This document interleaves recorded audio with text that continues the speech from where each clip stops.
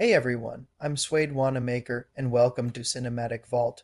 This is a space for cinematic storytelling, fan-made, reimagined, and brought to life visuals and narration.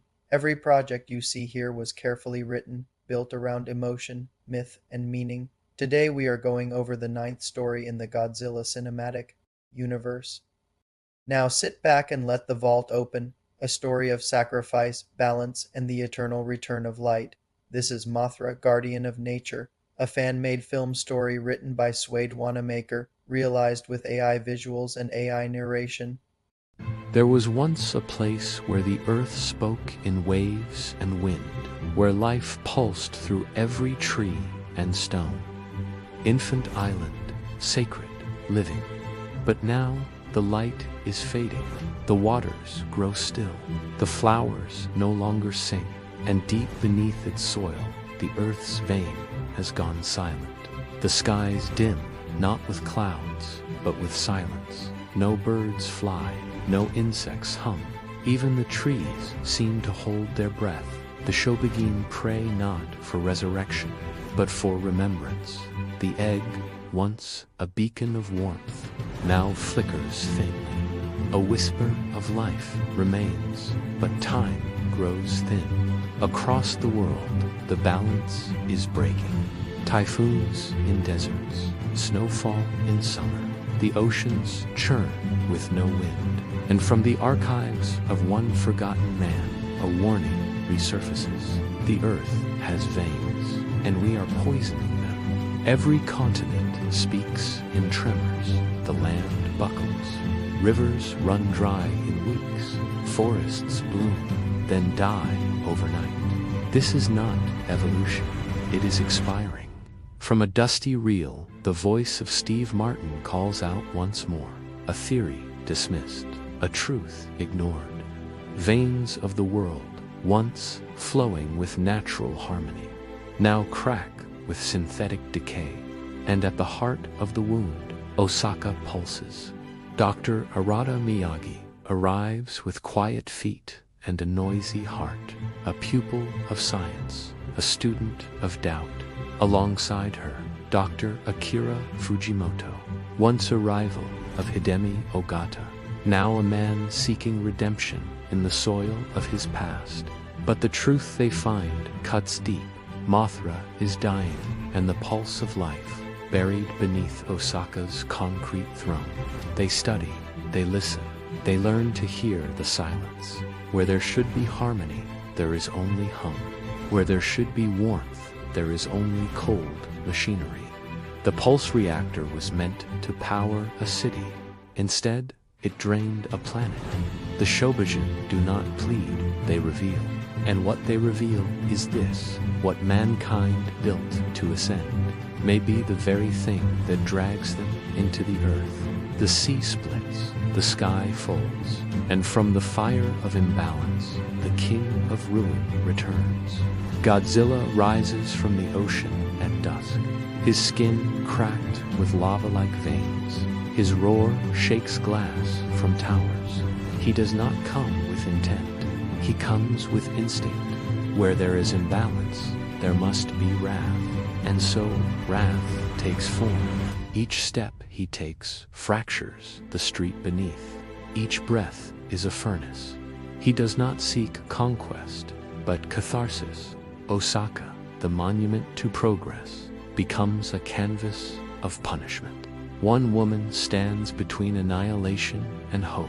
Hidemi Ogata, once shamed, now silent no longer. She does not run, she does not pray, she acts. Cables rerouted, power redistributed, fail-safes overridden. Her life is no longer hers. It is a thread, fraying at both ends, stretched between destruction and deliverance. And when it snaps, she does not fall in vain.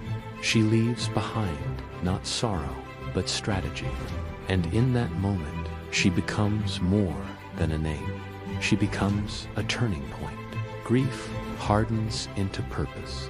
Arata takes up the mantle left behind. Fujimoto silences his ego.